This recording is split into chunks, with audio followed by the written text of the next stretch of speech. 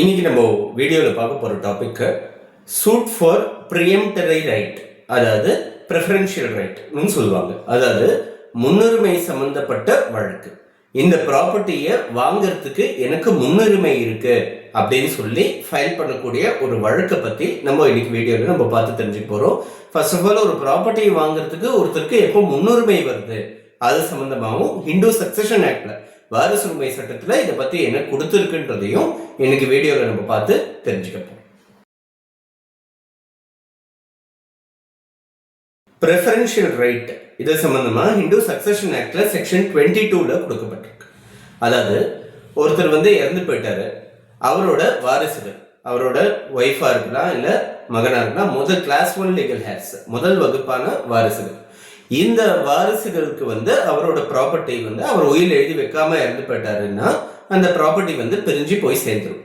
எல்லாருக்கும் ஒரு பிரிவுபடாத பாகம், அன்டிவைடட் ஷேர், அன்டிவைடட் இன்ட்ரெஸ்டா அந்த ப்ராப்பர்ட்டி ஒவ்வொருத்தருக்கும் அவங்க ஷேர், அதாவது 3 பேர் 3 வாரிசுகள் இருக்காங்களா, ஆளுக்கு 3ல் 1 பங்கு ஷேர் சேர்ந்துடும்.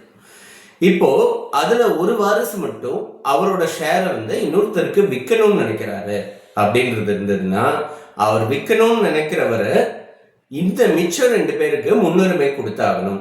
அதே மாதிரி மிச்சம் 2 பேர் 2 பேர்ல யாருன்னா ஒருத்தர் அதை வாங்கறதுக்கு தயாரா இருக்காங்க, இவர் விற்கணும்னு நினைக்கிறாருன்னு உங்களுக்கு தெரியுது, இது வாங்கறதுக்கு தயாரா இருக்காங்கன்னா இவர் இவங்க வாங்க தயாரா இருக்கிறவங்க முன்னுக்கு வந்தாங்கன்னா அதை இவருக்கு தான் வித்தாகணும். அதாவது மிச்ச பங்குதாரர்களுக்கு தான் முதல் முன்னுரிமை கொடுக்கணும். அதை தாண்டி சரிப்பட்டு வரலன்னா வெளியாளுக்கு விற்கலாம் அப்படின்றது செக்ஷன் 22ல கொடுக்கப்பட்டிருக்கு. இது எல்லாத்துக்கும் மேல கொடுக்கப்பட்ட விஷயம் என்னன்னா, ஒருவேளை இது சரியான முறையில அவர் விற்கிறதுக்கு தயாரு, வாங்குறதுக்கும் தயாரு ஒரு பங்குதாரர், அப்படி இருக்கும்போது என்ன விலைன்னு சொல்லிட்டு நிர்ணயம் பண்ற ப்ராசஸ் பத்தியும் கொடுக்கப்பட்டிருக்கு. கோர்ட்ல ஒரு அப்ளிகேஷன் ஒன்று ஃபைல் பண்ணி என்ன கன்சிடரேஷனுக்கு விற்கிறீங்கன்றத ஒரு அப்ளிகேஷன் ஃபைல் பண்ணி அந்த கன்சிடரேஷன் என்னன்றத கோர்ட் நிர்ணயம் பண்ணுன்றத பத்தி போட்டிருக்கு. இதுல இந்த 2 பேர் இருக்காங்க, வேற மற்ற வாரிசுகள் 3 பேர் மொத்த பங்காளிகள் இருக்காங்க, அதுல ஒருத்தர் விற்கணும்னு நினைக்கிறாங்க, மிச்சம் 2 பேர் இருக்காங்க. அப்படின்னா யாரு அதிக கன்சிடரேஷன் கொடுக்கறதுக்கு தயாரா இருக்காங்களோ அவங்களுக்கு தான் இந்த ப்ராப்பர்ட்டி வித்தாகணும்ன்றது இருக்கு. ஸோ இதெல்லாம் செக்ஷன் 22 ஹிந்து சக்சஷன் ஆக்ட்ல கொடுக்கப்பட்டிருக்கு. அதாவது சுருக்கமா சொல்ல போனா மற்ற பங்காளிகளுக்கு முன்னுரிமை ஒருத்தர் 3ஆம் தரப்பினருக்கு விற்கணும்னு நினைக்கிறவங்க விட மற்ற பங்காளிகளுக்கு தான் முதல்ல முன்னுரிமை கொடுக்கணும் அப்படின்றது தான் செக்ஷன் 22 கொடுக்கப்பட்டிருக்கு. இது ப்ரிஃபரன்ஷியல் ரைட்ன்றது பேர். இது ப்ரியம்டரி ரைட்னு சொல்லுவாங்க இதை பத்தி. ஸோ இது சம்பந்தமா ஒரு முக்கியமான ஒரு மெட்ராஸ் ஹைகோர்ட் ஜட்மெண்ட் ஒன்று வந்தது. இந்த ஜட்மெண்ட் பார்த்தோம்னா நமக்கு இந்த ப்ரியம்டரி ரைட்டை பத்தி சரியா புரிஞ்சிக்க முடியும்ன்றதுனால இந்த ஜட்மெண்ட் இப்போ நம்ம பார்ப்போம். இந்த கேஸோட டைட்டில் ஸ்ரீனிவாசமூர்த்தி வர்சஸ் லீலாவதின்னு 2000ல ஒரு ஜட்மெண்ட். 1996ல நடந்த ஒரு சில நிகழ்வுகள் சம்பந்தப்பட்டு 2000ல நடந்த ஒரு ஜட்மெண்ட், ஆனரபிள் மெட்ராஸ் ஹைகோர்ட்டோட ஒரு ஜட்மெண்ட். இது ஃபேக்ட்ஸ் என்ன, மெட்ராஸ் ஹைகோர்ட் பெஞ்சோட ஒரு ஜட்மெண்ட், சிங்கிள் ஜட்ஜ்லேருந்து மெட்ராஸ் ஹைகோர்ட் பெஞ்சுக்கு அப்பீல் போய் வந்த ஜட்மெண்ட். இந்த கேஸோட ஃபேக்ட்ஸ் என்னன்றது சுருக்கமாக பார்ப்போம். சுப்பிரமணியம் ஆச்சாரின்னு ஒருத்தர் இருக்கார்.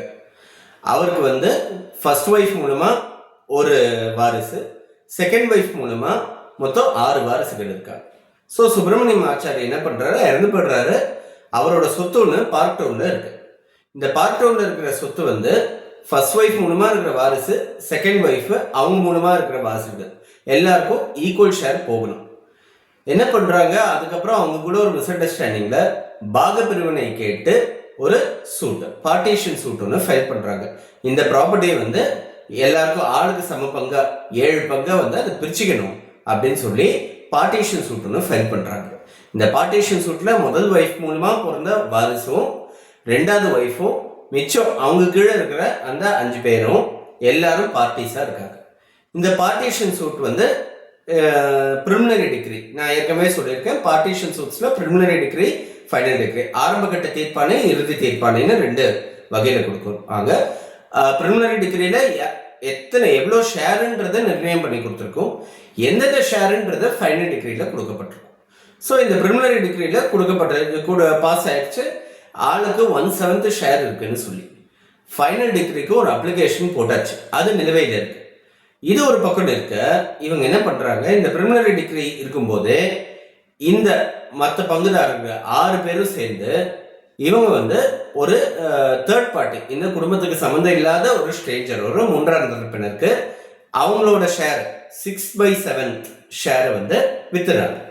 ஸோ வித்துட்டு அது கன்சிடரேஷனுக்காக விற்கிறாங்க.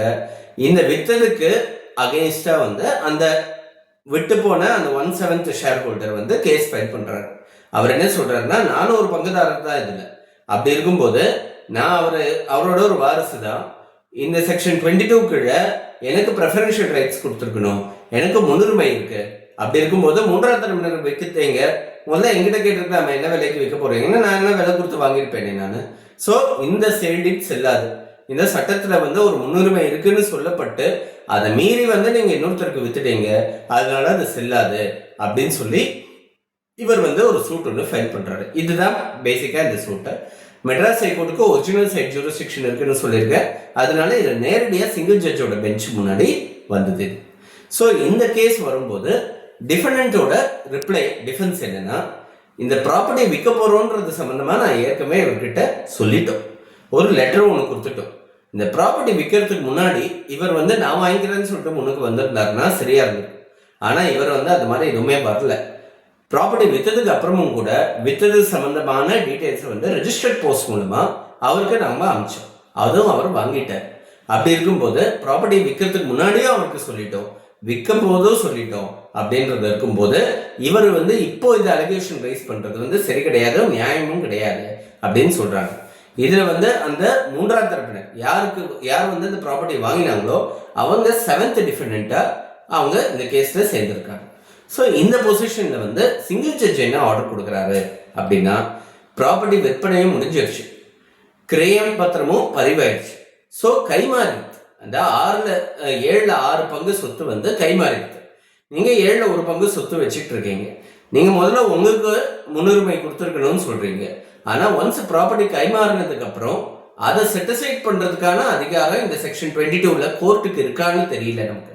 அப்படி இருக்கும்போது இல்லை நாங்க இன்டர்ஃபியர் பண்ண முடியாது, இந்த கேஸ் அடிப்படையிலே மெயின்டெனபிள் கிடையாது, செல்லத்தக்கது இல்லை அப்படின்னு சொல்லி சிங்கிள் ஜட்ஜ் வந்து இவரோட கேஸை டிஸ்மிஸ் பண்ணிடுறாங்க. இந்த டிஸ்மிஸலை எதிர்த்து பெஞ்சுக்கு, மெட்ராஸ் ஹைகோர்ட்டோட டிவிஷன் பெஞ்சுக்கு வந்து இந்த கேஸை வந்து அப்பீல் கொண்டு போறாங்க. ஸோ இதுதான் வந்து இப்போ நிர்ணயம் பண்ணக்கூடிய இந்த கேஸோட சாராம்சம். டிவிஷன் பெஞ்ச் மெட்ராஸ் ஹைகோர்ட் பண்ண ஒரு சில அப்சர்வேஷன்ஸ், இது சம்பந்தமா நிறைய ப்ரீவியஸ் கேசஸ் ஜட்ஜ்மெண்ட்ஸ் எல்லாம் வந்து கன்சிடர் பண்ணியிருக்காங்க. இவங்க ஆர்குமெண்ட்ஸ்ல சொன்ன அந்த ஜட்ஜ்மெண்ட்ஸ்லாம் கன்சிடர் பண்ணியிருக்காங்க. First, existence of the right of preemption is patent. அதாவது அந்த ரைட் ஆஃப் முன்னுரிமை சம்பந்தப்பட்ட அந்த உரிமைகள் வந்து மேலோட்டமாவே தெரியக்கூடிய, ரொம்ப பகிரங்கமா தெரியக்கூடிய ஒரு உரிமை. இதை வந்து பைபாஸ் பண்ணினாங்கன்னா என்ன பண்றதுன்றது சட்டத்துல கொடுக்கலன்றதுனால இது வந்து பைபாஸ் பண்ணலான்றது கிடையாது. அதே மாரி இந்த முன்னுரிமையை மீறி ஒரு டாக்குமெண்ட் வந்து பதிவு செய்யப்பட்டது, இன்னொரு மூணாவது தரப்பினருக்கு வந்து டிரான்ஸ்ஃபர் ஆக்கப்பட்டது அப்படின்னா அந்த டாக்குமெண்ட் வந்து voidable at instance of the plaintiff. அதாவது அது செல்லத்தக்கது இல்லைன்னு சொல்லி கோர்ட்ல ஒரு வழக்கு தொடர்ந்து இது செல்லாதுன்னு சொல்லி தீர்ப்பு வாங்க முடியும். அதை தீர்ப்பு வாங்கிறதுக்கான அதிகாரம் அந்த பிளைண்டிஃப்க்கு இருக்கு அப்படின்றது முதல் விஷயம். ரெண்டாவது விஷயம், பர்டன் ஆஃப் ப்ரூஃப். இந்த மாதிரி ஒரு கேஸ்ல பர்டன் ஆஃப் ப்ரூஃப், அதாவது நிரூபிக்க வேண்டிய அந்த சுமை, ஒரு விஷயத்தை நிரூபிக்க வேண்டிய சுமை. இதுக்கு வந்து அந்த பர்டன் ஆஃப் ப்ரூஃப் வந்து யார் மேல இருக்குன்னா, நான் சரியான முறையில அவங்க முன்னுரிமை கொடுத்து அவரால் வாங்க முடியாத காரணத்தினால தான் நான் வந்து இந்த ப்ராப்பர்ட்டியை வந்து நான் வாங்கியிருக்கேன்னு சொல்லக்கூடிய அந்த பர்டன் ஆஃப் ப்ரூஃப் வந்து அந்த தேர்ட் பார்ட்டி பர்ச்சேசருக்கு இருக்கு. அதாவது இன்னொருத்தர் வந்து வாங்கியிருக்காருன்னு சொல்றாங்க இல்லையா, அந்த பர்ச்சேசருக்கு தான் அந்த பர்டன் ஆஃப் ப்ரூஃப் இருக்கே தவிர்த்து இந்த மிச்சம் ஆளுங்களுக்கும் கிடையாது. இந்த பர்டிகுலர் கேஸ்ல பார்த்தோம்னா மிச்சம் 6 பேருக்கும் கிடையாது, இந்த பிளைண்டிஃப்க்கும் கிடையாது. முன்னுரிமை கொடுக்கலன்னு சொல்லி பிளைண்டிஃப் ப்ரூவ் பண்ணணுன்ற அவசியம் இல்லை, முன்னுரிமை கொடுத்துருக்கோன்னு சொல்லி இந்த 6 பேர் ப்ரூவ் பண்ணணுன்ற அவசியம் இல்லை.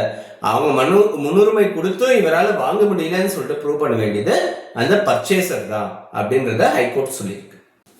ஸோ இதெல்லாம் பேஸ் பண்ணி இந்த சிங்கிள் ஜட்ஜ் பெஞ்சோட அந்த ரூலிங்கை வந்து ரிவர்ஸ் பண்ணிட்டு நீங்க ஃப்ரெஷ்ஷா இஷ்யூஸை கன்சிடர் பண்ணி இந்த கேஸை ஆரம்பத்துலேருந்தே மெரிட்ஸ்ல கன்சிடர் பண்ணணும்னு சொல்லி ஒரு ஆர்டர் பாஸ் பண்ணி இந்த கேஸை திரும்பி சிங்கிள் ஜட்ஜுக்கே ரிமைண்ட் பண்ணாங்க டிவிஷன் பெஞ்ச். இது வந்து ஒரு முக்கியமான ஒரு கேஸ். இது சம்பந்தமா, இந்த பிரிலிமினரி ரைட் சம்பந்தமா ஒரு முக்கியமான ஒரு அண்டர்ஸ்டாண்டிங் கொடுக்கறது சம்பந்தமான ஒரு கேஸ்.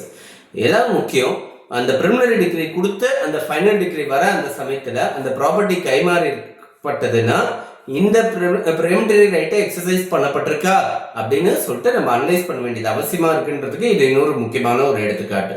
அது எல்லாத்துக்கும் மேலே ஒரு ப்ராப்பர்ட்டியை நம்ம வாங்குறோம், ஒரு அன்டிவைடட் இன்ட்ரெஸ்டாக ஒருத்தர்கிட்ட வாங்குறோம், இல்லை ஒரு பங்காளிகளோட ஷேராக வாங்குறோம்னா இமீடியட்டாக அந்த ப்ராப்பர்ட்டி வந்ததோட ஆரிஜினை தெரிஞ்சுக்கிட்டு இன்னொருத்தர் மற்றவங்களோட கையெழுத்தும் வேணும்னு சொல்லிட்டு நிறைய பேர் டாக்குமெண்ட்ஸில் இன்சஸ்ட் பண்ணுவாங்க. அந்த டாக்குமெண்ட்ஸில் அவங்களுக்கும் இவங்களுக்கும் சம்மந்தமே கிடையாது, அந்த டைட்டிலே அவங்களுக்கு இருக்காது, ஆனால் மற்றவங்களோட கையெழுத்தும் வாங்கியிருக்கணும்னு சொல்லி இன்சஸ்ட் பண்ணுறதுன்றதும் உண்டு.